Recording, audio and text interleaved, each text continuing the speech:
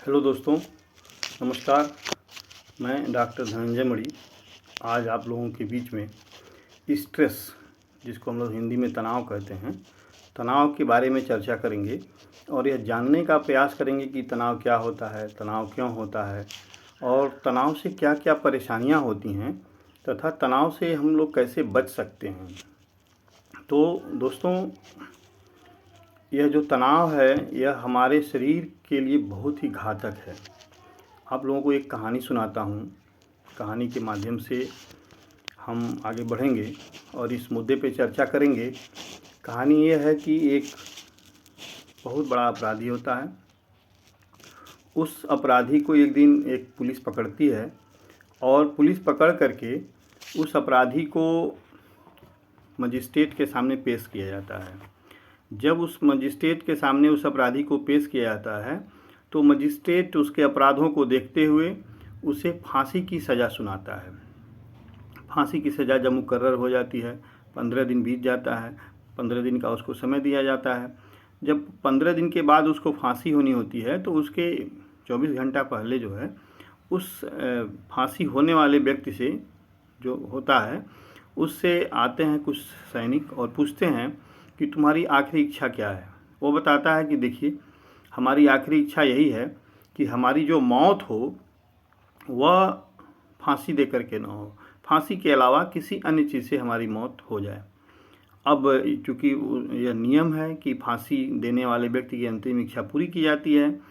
अब यह समस्या उत्पन्न हुई। वहाँ के तमाम साइकोलॉजिस्ट को, तमाम कानून जानने वाले लोगों को, तमाम अधिकारियों को बुलाया गया। एक आपातकालीन बैठक बुलाई गई, मीटिंग हुई उसमें, और उसमें एक साइकोलॉजिस्ट हैं, उन्होंने बताया कि ठीक है, हम इसको फांसी की सज़ा नहीं देंगे, लेकिन फांसी की तरह ही जो है इसको हम लोग इसको मृत्युदंड देंगे।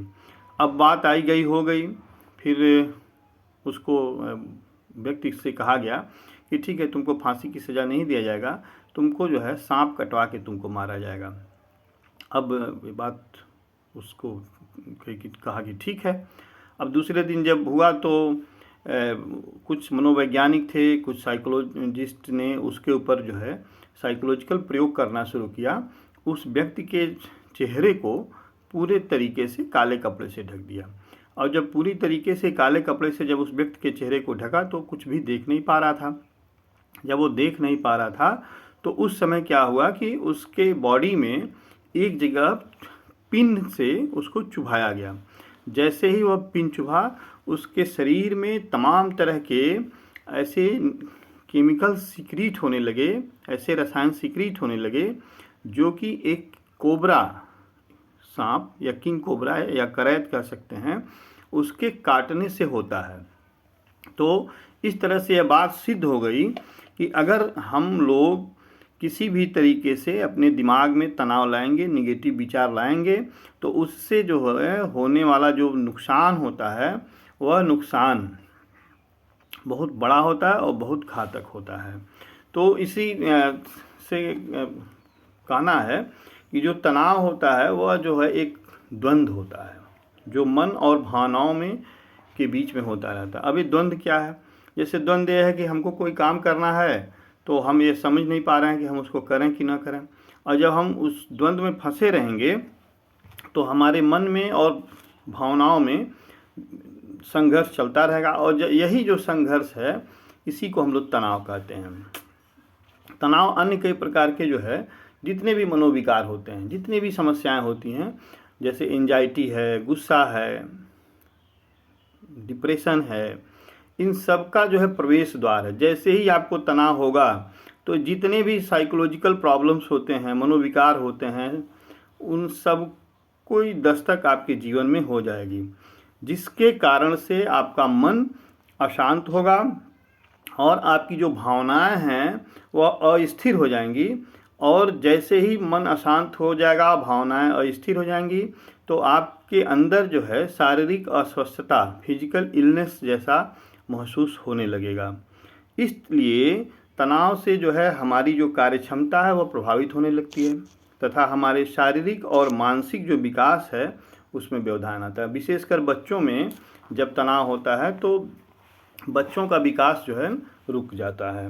तनाव जो होता है वह इड्रिनल ग्लैंड से निकलने वाले जो हार्मोन्स हैं उनकी वजह से होता है, जिसे हम फ्लाइट या फ्लाइट हार्मोन्स भी कहते हैं।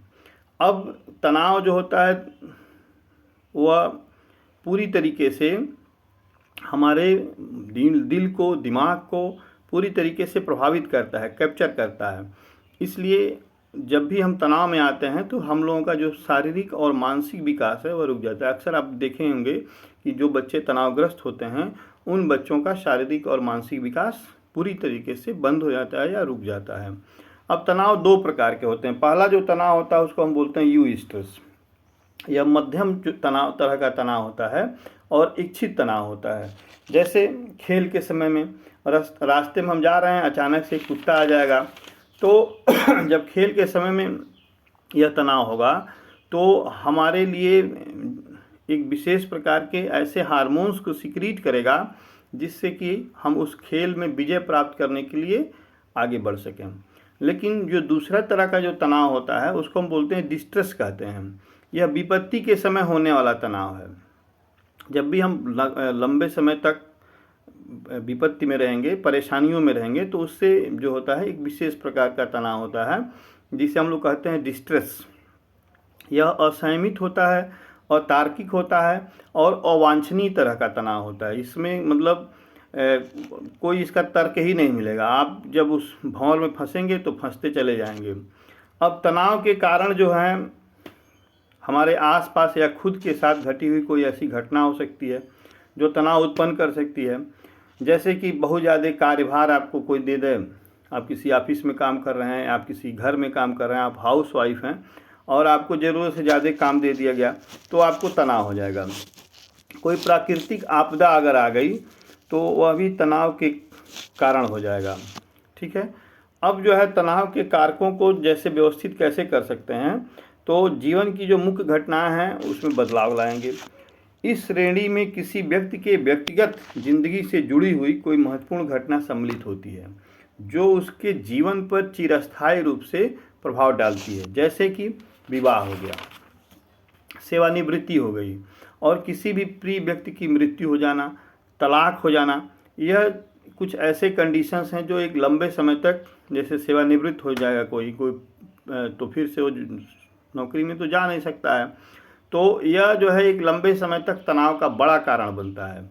उसी तरीके से कोई अपना प्रिय व्यक्ति अगर मर जाता है तो फिर आदमी उस प्रिय व्यक्ति की याद में, चूँकि लंबे समय से उसके साथ मेमोरी जुड़ी हुई हैं, तो आदमी फिर लंबे समय तक के तनाव में चला जाता है। तलाक भी एक ऐसा ही एक जीवन का एक फेज़ होता है जिसकी वजह से कोई भी पुरुष या महिला एक लंबे समय तक जो है डिप्रेशन में, तनाव में, स्ट्रेस में जा सकती है। रोज़मर्रा की जो परेशानियां हैं वह परेशानियां निराशापूर्ण और दुखद आवश्यकताएं हो सकती हैं जिनका कोई भी व्यक्ति रोज़ रोज़ सामना करता है। जैसे कि वस्तुओं को गलत जगह पर रख देना। अक्सर हम लोग देखते हैं कि घरों में कुछ लोग ऐसे होते हैं जो कोई भी सामान जहाँ से उठाएंगे वहाँ नहीं रखेंगे। किसी भी सामान के लिए जो जगह निर्धारित है उस जगह पे वो नहीं रखेंगे। अब होगा क्या कि ऐसे में जब भी दूसरा आदमी उस चीज़ को खोजेगा या वो आदमी खुद भी खोजने लगेगा और वह चीज़ जब नहीं मिलती है तब एक बड़ा तनाव होता है। उसके बाद से है कि वाहनों का जो है जाम में फंस जाना। आजकल जो है ओवर क्राउडिंग की वजह से बहुत सारे जो वाहन हैं, जब हम लोग सड़कों पे चलते हैं तो जाम में फंस जाते हैं। जैसे ही जाम में फंसता है लोग तनाव में आ जाते हैं, स्ट्रेस में आ जाते हैं। और स्ट्रेस में आ करके आप देखिए, जब भी तनाव होता है तो आदमी जब स्ट्रेस में आएगा तो गाली गलौज, मारपीट शुरू कर देते हैं। लाइन में घंटों तक लगे रहना। नोटबंदी के समय इसको हम लोग देखे कि बहुत सारे लोग ऐसे थे जो नोटबंदी के दौरान लाइन में खड़े रहे और खड़े रह करके बहुत ज़्यादा तनावग्रस्त हो गए। उसके बाद से दीर्घकालिक भूमिका से भी तनाव हो सकता है, जैसे कि वैवाहिक जीवन की मुश्किलों का सामना करना, विकलांग बच्चे को संभालना और गरीबी में रहना। यह एक दीर्घकालिक समस्या है। हमारे एक मित्र हैं, उनका जो बच्चा है ना वो पैर से चल नहीं पाता है, या ये कह सकते हैं कि पोलियो जैसा ही कोई ऐसा रोग है। अब उस बच्चे को ले करके बेड पे ही रहता है उस बच्चे को लेकर के वह पिछले 12-13 सालों से बहुत तनाव में रहते हैं और हमेशा खुश रहने वाले, हमेशा प्रसन्न रहने वाले, हमेशा दूसरों की मदद करने वाले हमारे वो जानने वाले जो हैं आज बहुत ही तकलीफ़ में रहते हैं और हमेशा उनके चेहरे पे एक विशेष प्रकार का स्ट्रेस देखा जा सकता है। इसके अलावा गरीबी में रहना भी एक बहुत बड़ा तनाव का कारण होता है। हम तो यही कहेंगे कि जब भी आपको ये लगे कि आप गरीब हैं, आपके पास पैसा नहीं है, तो यह तो है स्वयं जनित कारण होता है। इस धरती पे तमाम तरह के ऐसे कार्य हैं जिसको करके अर्थोपार्जन किया जा सकता है और जैसे ही आप कोई कार्य बढ़िया कार्य करेंगे, अर्थोपार्जन करेंगे, तो गरीबी से होने वाला जो तनाव है वो ख़त्म हो जाएगा। उसके बाद से होता है डिजास्टर, जिसको हम लोग अभिघात कहते हैं। यह जो है एक अनापेक्षित है, भयंकर और अत्यंत अशांत कर देने वाली घटनाएं होती हैं जो कि हम लोग सभी मनुष्य के जीवन पर बहुत ही गहरा प्रभाव डालती हैं। जैसे कि युद्ध होना, आणविक हमला होना, बम से कोई हमला कर दे या किसी बहुत प्रिय व्यक्ति की अगर मृत्यु हो जाती है, तब भी जो है डिजास्टर्स या अभिघात हो जाता है और आदमी जो है एक दीर्घकालिक तनाव में चला जाता है। इसके अलावा जो है अकेलापन एक बहुत बड़ा कारण है तनाव का। तो अकेलापन जो है एक अभिशाप भी है, लेकिन अगर आप पढ़ने लिखने वाले व्यक्ति हैं, आप कुछ क्रिएटिव माइंड के व्यक्ति हैं, तो आपके लिए अकेलापन जो है एक वरदान हो सकता है। इस अकेलेपन का लाभ उठाइए और अपने जीवन को बहुत बेहतरीन ढंग से एक नए शेप में, एक नए निखार के साथ लाने का प्रयास करिए। पुरानी यादें जो होती हैं लोगों को बहुत तनावग्रस्त कर देती हैं। इसके अलावा जो घरेलू कलह है वह किसी भी व्यक्ति के व्यक्तित्व को पूरी तरीके से बदल देता है। अब हम बात करेंगे तनाव के जो कारक हैं उनके प्रति जो साधारण प्रतिक्रियाएं हैं वो कैसी होती हैं। तो तनाव के कारकों के प्रति जो हमारी प्रतिक्रियाएं हैं वह न्यून संवेदना से लेकर व्यापक और गंभीर व्यवहारात्मक परिवर्तन को व्यापक श्रेणियों में रख सकते हैं। जैसे कि व्यवहारात्मक प्रतिक्रियाएं, इसमें आप देखिए कि जब कोई व्यक्ति लंबे समय तक तनाव में होता है तो वह मद्यपान या ड्रग्स का उपयोग करने लगता है। मैं बहुत सारे ऐसे लोगों को जानता हूं जो कि तनावग्रस्त हैं और तनावग्रस्त होने की वजह से वह शराब पीना शुरू कर देते हैं या कोई ड्रग्स खाना शुरू कर देते हैं, भांग खाना शुरू कर देंगे, सुर्ती खाना शुरू कर देंगे। तो यह एक बड़ा कारण है तनावग्रस्त आदमी के लिए। और दूसरा है कि डर या फोबिया, जो भी आदमी स्ट्रेस में रहेगा, तनाव में रहेगा, उसके अंदर एक विशेष प्रकार का डर होगा, करे अभी ये हो जाएगा तो मुझे क्या हो जाएगा, ये हो जाएगा तो क्या हो जाएगा। अशांत निद्रा, जो आदमी तनावग्रस्त होगा वो कभी चैन से सो नहीं सकता है। और निकोटीन या कैफीन को अधिक मात्रा में लेना। देखिए यह भी एक साइकोलॉजिकल रिसर्च है कि जो आदमी जब स्ट्रेस में होता है तो उसके बॉडी में निकोटीन या कैफीन नामक जो तत्व होता है उसकी डिमांड बढ़ जाती है, उसका माइंड जो है उसको मांगने लगता है। और जब मांगने लगेगा तो ऐसा व्यक्ति जो है उसके शरीर में निकोटीन और कैफीन जो है अधिक से अधिक लेने की डिमांड बढ़ती है और वो आदमी ज़्यादा से ज़्यादा चाय और काफ़ी पीना शुरू कर देता है, तनावग्रस्त आदमी। इसके अलावा जो है बेचैनी, जो भी आदमी तनाव में होगा वो बहुत ज़्यादा बेचैन होता है, हमेशा जो है कभी भी वो एक जगह स्थिर नहीं रहेगा, बेचैन रहेगा, यहाँ से वहाँ, वहाँ से वहाँ, वहाँ से वहाँ भागता रहता है। इसके अलावा है भूख न लगना या आवश्यकता से अधिक भूख लगना। देखिए जो भी आदमी तनावग्रस्त होगा, क्योंकि भूख का जो संबंध है वो पूरी तरीके से हमारे माइंड से है, तो जो भी आदमी तनाव होगा वह तनावग्रस्त आदमी उस तनाव के बारे में जब सोचता रहेगा तो उसको भूख ही नहीं लगेगा। कभी कभी इसके ठीक उल्टा भी देखने को मिलता है कि कोई भी आदमी अगर तनावग्रस्त है तो उसको इतना ज़्यादा भूख लगता है और वो खाता रहेगा, उसका पेट ही नहीं भरता है। और इस तरह से वह आदमी एक विशेष प्रकार की जो बीमारी होती है जिसको हम लोग कहते हैं भस्मक रोग का शिकार हो जाता है। और भस्मक रोग एक ऐसा रोग है जो मनुष्य के शरीर को भस्म कर देता है। इस रोग में कोई भी आदमी लगातार खाता रहता है, उसका पेट नहीं भरता है और वह खाने और पचाने की प्रक्रिया में उसका जो पूरा जो शरीर है, पूरी शरीर की जो ऊर्जा है वह एकदम खत्म हो जाती है, वह नष्ट हो जाती है और वह व्यक्ति धीरे धीरे अंदर ही अंदर खोखला हो जाता है और एक समय ऐसा आता है कि वह आदमी मर जाता है, वह आदमी जिंदा नहीं बचता है। इसके अलावा है चिड़चिड़ापन। किसी भी जो भी आदमी तनावग्रस्त होगा वह बहुत चिड़चिड़ा होता है, उसको किसी की बात अच्छी नहीं लगेगी और वो आदमी अंदर ही अंदर दिल में जलता रहता है। अब बहुत सारे ऐसे लोगों को आप देख सकते हैं कि जो लोग तनाव में रहते हैं उनको आप अच्छी बात भी कहेंगे तो भी आपसे लड़ जाएंगे, तभी आपसे कुछ बात कह देंगे। तो ऐसे आदमी जो होते हैं, जो तनावग्रस्त होते हैं, बहुत चिड़चिड़ेपन हो जाते हैं, बहुत आक्रामक भी हो जाते हैं। वह थोड़ी सी बात हुई, कोई सामान्य सी बात हुई तो मरने मारने पर उतारू हो जाएंगे। दुर्बल और विकृत आवाज़, जैसे जो भी आदमी तनावग्रस्त होता है तो जो उसकी साउंड है, वोकल साउंड, वह दुर्बल हो जाएगा या विकृत हो जाएगा। उसकी आवाज़ जो है या तो लो पिच में हो जाएगी, हाई पिच में हो जाएगी, या उसकी आवाज़ ही कुछ दूसरे तरह से बदल जाती है। समय का कमजोर प्रबंधन, जो आदमी तनावग्रस्त होता है वो आदमी टाइम मैनेजमेंट ठीक से नहीं कर पाता है। ये तो एकदम बताते हैं कि वह जिस समय उठना है उस समय उठेगा नहीं, जिस समय बैठना सोना है उस समय सोएगा नहीं, जिस समय जो उसके ज़रूरी कार्य हैं वो उन कार्यों को नहीं करता है। जब भी आपको लगे कि हमारा टाइम मैनेजमेंट ठीक नहीं हो रहा है तो आप ये ध्यान दीजिए कि आप कहीं न कहीं किसी बात को लेकर के तनाव में चल रहे हैं। जैसे अगर आपको रात में 10 बजे सोना है, सुबह 4 बजे जगना है और आप 10 बजे नहीं सो पा रहे हैं, इसका मतलब ये हुआ कि आप तनाव में हैं। आप 4 बजे नहीं जग पा रहे हैं, इसका मतलब ये हुआ कि आप तनाव में जी रहे हैं। तो सबसे पहले आप अपने तनाव को ख़त्म करिए, आपका टाइम मैनेजमेंट अपने आप सही हो जाएगा। उसके अलावा होता है बाध्यकारी व्यवहार। जो भी आदमी तनाव में होता है वह किसी को बहुत फोर्स करता है कार्य करने के लिए, और जब ये सब चीज़ें होती हैं ना तो ऐसे व्यक्ति के उत्पादकता में जो है ना कमी आने लगता है। जब उत्पादकता में कमी आएगा, प्रोडक्टिविटी कम हो जाएगी, तो उसके पास आर्थिक समस्या, आर्थिक संसाधन घटेंगे, और जब आर्थिक संसाधन जब होने लगेगा तो ऐसा व्यक्ति जो होता है रिश्तों से पलायित होने लगता है। जो भी उसके जो रिश्ते हैं, जो उसकी जिम्मेदारियां हैं, उन जिम्मेदारियों से, उन रिश्तों से ऐसा व्यक्ति जो होता है वो पलायित होने लगता है, भागने लगता है। और जो उसकी नौकरी है या जो उसको कार्य दिया गया है, उस कार्यस्थल से वह आदमी हमेशा यह प्रयास करता है कि हम ज़्यादा से ज़्यादा समय तक अनुपस्थित रहें, हम ज़्यादा से ज़्यादा समय तक गायब रहें। और वो आदमी इतना भीतर ही भीतर परेशान होता है कि वह रोता है, बार बार रोने का उसका मन करता है।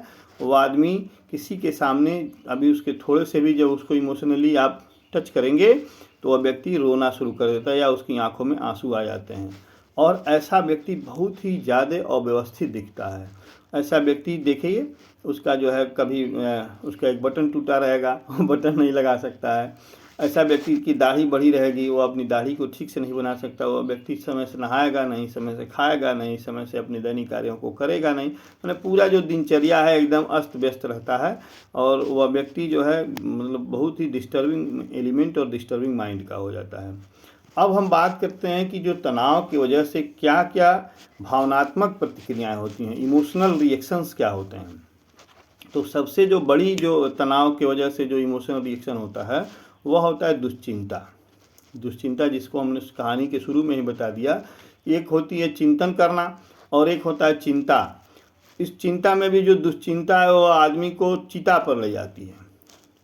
तो किसी भी व्यक्ति को चाहे कोई कितना भी बड़ा मामला हो, उस मामले का हल जरूर होता है, और हर व्यक्ति को अपने मामले को सुलझाने के लिए एक सकारात्मक तरीके से उसके हल निकालना चाहिए। दूसरा होता है अवसाद। जो भी आदमी तनाव में होगा वह अवसाद में चला जाएगा, वह डिप्रेशन का शिकार हो जाएगा, डिप्रेशन का मरीज हो जाएगा। और क्रोध उस व्यक्ति को बहुत आता है। जब आदमी तनाव में रहेगा क्रोध करता है। क्रोध इसलिए करता है क्योंकि वह जो है ऐसे खराब हार्मोन्स और केमिकल रिएक्शंस की चपेट में आ जाता है कि वह खराब केमिकल रिएक्शंस जो हैं उसके बॉडी में हमेशा एंजाइटी क्रिएट करते रहते हैं। और ऐसा व्यक्ति अपने आप को दोषी भी महसूस करता है। काम किसी और से बिगड़ गया लेकिन वो सोचेगा करे ये तो हमारे वजह से हो गया। ऐसा व्यक्ति को हमेशा मानसिक रूप से लगेगा कि हमसे ये बात हो गया। उसको मानसिक रूप से हमेशा लगेगा कि अरे ये गलती हमसे हो गई। ईर्ष्यालु भी हो जाता है। जो आदमी तनाव में रहता है ना वह ईर्ष्यालु हो जाता है। वह हमेशा जो है एक दूसरे से ईर्ष्या करेगा। किसी की अच्छाई अगर हो रही है तो उसको अच्छा नहीं लगेगा। और अगर वह व्यक्ति जो है समाज में बैठता है या लोगों के बीच में बैठता है तो उसको लज्जा या शर्मिंदगी का आभास होता है। जब भी ऐसे व्यक्ति को लज्जा होगी, शर्मिंदगी होगी, तो वह व्यक्ति जो है अपने आप को समाज से दूर रखने का प्रयास करता है।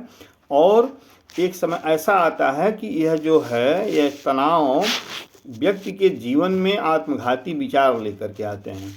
अब देखिए कि कोई आदमी अगर बहुत ज़्यादा तनाव में है या बहुत ज़्यादा स्ट्रेस में है तो हम देखते हैं कि अक्सर आदमी सुसाइड कर लेता है, क्योंकि तनाव एक लंबे समय तक क्रॉनिक स्टेज में रहने के बाद व्यक्ति के अंदर सुसाइडल टेंडेंसी पैदा करता है। और यही जो सुसाइडल टेंडेंसी है वह मनुष्य को आत्महत्या के लिए प्रेरित करता है। अन्य जो प्रतिक्रियाएं हैं उन प्रतिक्रियाओं में निश्चित और निष्क्रिय या आक्रामक संबंध है। अगर आदमी तनाव में होगा, बहुत ज़्यादा डिस्ट्रेस में होगा, तो वह जो है निष्क्रिय जीवन जिएगा। अब निष्क्रिय जीवन क्या होता है? एक ऐसा जीवन जिसका कोई उद्देश्य नहीं है, बस खाया पिया सोया घूमा टाला और फिर से शाम को खाया फिर सो गया, फिर सुबह उठा, मतलब जिस जीवन की कोई प्रोडक्टिविटी नहीं है तो उसको हम लोग निष्क्रिय जीवन कहते हैं। तो जो भी आदमी तनाव में रहता है, स्ट्रेस में रहता है, उसका जो लाइफ स्टाइल होता है वह एकदम निष्क्रिय हो जाएगा, इनएक्टिव हो जाएगा। और जो उसके संबंध होते हैं वो बहुत ही आक्रामक हो जाएंगे। ऐसे व्यक्ति अगर किसी से प्रेम करते हैं तो बहुत ज़बरदस्त प्रेम करेंगे, और किसी से नफरत करेंगे तो बहुत ज़्यादा नफरत करेंगे, किसी से ईर्ष्या करेंगे तो बहुत ज़्यादा, हर समय उसी की बात करते हैं। डिप्रेशन में जाएंगे तो इतने ज़्यादा डिप्रेशन में चले जाएंगे कि बस आत्महत्या ही उनको दिखाई पड़ता है, वही उसका समाधान दिखता है। और जो भी आदमी तनाव में रहता है ना, वो झूठ जरूर बोलता है, क्योंकि वह सत्य बात कर नहीं पाता है, अपनी कमियों को छिपा नहीं पाता है। और ये साइकोलॉजिकल फैक्ट है कि जब आदमी तनाव में रहेगा तो झूठ बोलेगा। उसके अंदर निगेटिव कंपटीशन पैदा हो जाता है, नकारात्मक प्रतियोगिता होने लगती हैं, और ऐसा व्यक्ति यह नहीं सोच पाता है कि हम क्या करें, सही है क्या नहीं है। झूठी प्रशंसा का दिखावा करने लगता है ऐसा, उसके पास होता कुछ नहीं है, सच्चाई कुछ नहीं होती है, और ऐसा जो है झूठी प्रशंसा बढ़ा के बड़ाई करता है, अलग थलग रहने लगता है और शक्की स्वभाव हो जाता है, हमेशा दूसरों पे शक करने लगता है। कुछ बायोलॉजिकल रिएक्शंस की बात करेंगे, जैविक जो प्रतिक्रियाएं होती हैं जो तनाव की वजह से होती हैं। जैसे ड्रग्स का उपयोग करने लगता है ऐसा व्यक्ति, उसको बार बार कब्ज रहेगी, बार बार दस्त जाना शुरू करेगा, बार बार ऐसे व्यक्ति को पेशाब आता है, रात में उठ के पेशाब करने लगेगा, कई बार एलर्जी या त्वचा पे उसके फुंसी होने लगती है। और हाई ब्लड प्रेशर का ऐसा व्यक्ति जरूर मरीज होता है। जो भी आदमी तनाव में रहेगा उसको बीपी की समस्या जरूर रहेगी, उसकी जो स्किन है वो ड्राई होने लगती है। समझिए, जो भी आदमी तनाव होगा उसका एक बहुत बड़ा उसका एक पहचान है कि ऐसे व्यक्ति का जो स्किन होता है, त्वचा जो होती है, वह त्वचा ड्राई होने लगती है। कैंसर जैसी गंभीर बीमारी भी तनाव की वजह से होता है, मधुमेह होता है। और ऐसा आदमी बार बार यह प्रयास करता है कि हमारे ऊपर कोई दया करे, मतलब दया के पात्र बन जाते हैं। जो लोग तनावग्रस्त होते हैं वह अपने आप को दया के पात्र बना लेते हैं। ऐसे व्यक्तियों को बार बार फ्लू होता है, जुकाम होता है, इम्यूनिटी ऐसी कमज़ोर हो जाती है और भूख भी नहीं लगता है। अब बात जो सबसे महत्वपूर्ण बात है वो हम उस पर आते हैं कि तनाव में खुद की मदद कैसे करें। तो सबसे जो पहला है, अगर कोई व्यक्ति तनावग्रस्त हो रहा है या उसके अंदर जो मैंने बताया है कि तनाव के जो लक्षण हैं अगर उसको दिखाई पड़ना शुरू हो गया, तो ऐसे व्यक्ति को कम से कम रोज़ और नियमित रूप पर, नियमित समय पर आधे घंटे व्यायाम जरूर करना चाहिए। और व्यायाम के साथ साथ उसको सुबह और शाम मॉर्निंग वॉक जरूर करना चाहिए, क्योंकि जब मॉर्निंग वॉक हम जब करते हैं तो उस दौरान हमारे बॉडी में हैप्पी हार्मोन्स का सेक्रेशन होता है। और ये हैप्पी हार्मोन्स हैं, ये हमारे बॉडी में को खुश रखते हैं। जैसे हम खुश हो जाएंगे तैसे हमारा तनाव खत्म हो जाएगा।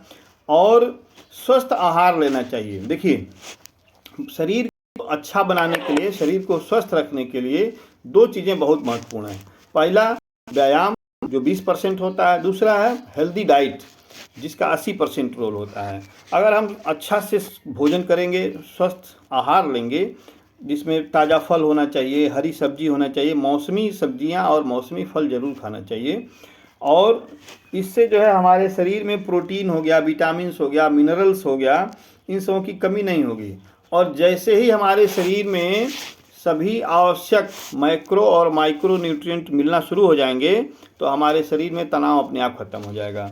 ऐसे व्यक्ति को नशे से दूर रहना चाहिए, नशा नहीं करना चाहिए। तनाव का एक बड़ा कारण नशा है, लेकिन तनाव होने की वजह से नशे से थोड़ा दूरी बना के रहना चाहिए।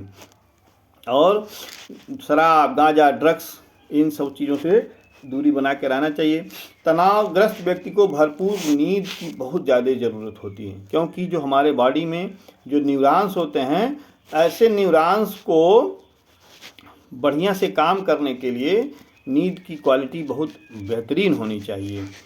तो अगर मान लीजिए कि कोई व्यक्ति तनावग्रस्त है, उसको नींद नहीं आ रहा है, तो ऐसे व्यक्ति को जब भी बिस्तर पे जाएं तो एकदम शवासन की स्थिति में लेट जाएं और अपने दिमाग में किसी भी तरह का कोई विचार न आने दें। धीरे धीरे जो है अपने शरीर को योगा के द्वारा, मेडिटेशन के द्वारा नींद लाने का प्रयास करें। हाँ, नींद लाने वाली जो दवाइयाँ होती हैं, जो आदमी तनाव की वजह से जो स्लीपिंग पिल्स खाते हैं, ऐसे व्यक्तियों से मेरी यही गुजारिश है, ऐसे व्यक्तियों को ये मेरी सलाह है कि ऐसे व्यक्ति इस तरह के कार्यों को न करें, क्योंकि जो स्लीपिंग पिल्स होता है वह बहुत ही घातक होता है और ऐसा कार्य नहीं करना चाहिए। और मेडिटेशन और योगा जरूर करना चाहिए। जिसको भी तनाव है उस व्यक्ति को मेडिटेशन करना चाहिए, योगा करना चाहिए, एक्सरसाइज जब भी करना चाहिए। मैं शुरू में भी बता दिया हूँ, क्योंकि एक ऐसे करने से आपके अंदर जो है हैप्पी हार्मोन्स, जो 4 प्रकार के हार्मोन्स होते हैं, डोपामाइन, ऑक्सीटोसिन, सेरोटोनिन और एंडोर्फिन, ये 4 जो हैप्पी हार्मोन्स हैं, यह हैप्पी हार्मोन्स सीक्रेट होते हैं। जब हैप्पी सीक्रेट होंगे मेडिटेशन करने से तो आदमी तनाव से मुक्त हो जाएगा। इसके अलावा है हाथों को गर्म पानी से धोइए। जब भी आपको तनाव महसूस हो तो आप हाथों को गर्म पानी से धोइए, गुनगुना पानी जिसको कहते हैं। जब आप इसके अलावा गीत भी सुन सकते हैं। तनाव कम करने का सबसे बड़ा संगीत। आप म्यूजिक सुन रहे हैं तो आपको तनाव नहीं होगा। इसके अलावा बड़ा स्ट्रेस मैनेजमेंट का है, उसमें है कि क्रिया दें। भी आपको तनाव है तो बहुत आदमी अंदर ऐसे व्यक्तियों से मेरी सलाह यही है कि अंदर अंदर मत घुटिए, भले ही लड़िए झगड़िए, लेकिन अपने मन के गुबार बाहर जाइए। और अगर आप मन के गुबार बाहर निकालेंगे तो आप अंदर अंदर घुटेंगे और इससे जो होता है आप एक क्रॉनिक स्टेज में चले जाएंगे। इसलिए जब भी आपको लगे कि नहीं आप बहुत डिप्रेशन में हो जा रहे हैं तो आप चुप नहीं रहे, क्योंकि चुप होना बहुत ही खतरनाक स्थिति होती है। इसलिए खूब चीखिए, खूब चिल्लाइए, खूब लड़िए झगड़िए, लेकिन चुप नहीं रहना चाहिए। और अगर आपके भी परिवार में कोई व्यक्ति किसी बात पे रिएक्शंस देना बंद कर दे तो आप सावधान हो जाइए, क्योंकि वह व्यक्ति डीप डिप्रेशन में जा रहा है। ऐसे व्यक्ति को वहाँ से वापस ले आना बहुत ज़रूरी है। इसके अलावा हम अपने घरों में हंसने वाली तस्वीर लगा सकते हैं, जिसको देख करके हम हंसें और हमारे बॉडी में कुछ अच्छे जो है एंडोर्फिन हार्मोन्स, जो हैप्पी हार्मोन्स है, वो सीक्रेट होना है। उसके अलावा ड्राइंग या आर्ट बनाइए। कुछ लोग ऐसे होते हैं जिनको तनाव होता है तो ड्राइंग और आर्ट बनाते हैं। जिसकी जो हॉबी होती है वो अपना करने लगता है। जैसे मेरी जो हॉबी है, जब भी मुझे तो लगता है कि मैं बहुत स्ट्रेस में हूँ, तनाव में हूँ, तो मैं लिखने लगता हूँ। बहुत तमाम तरह की कहानियाँ लिखना शुरू करता हूँ, जिससे कि मेरा जो स्ट्रेस है वो रिलीज हो जाता है।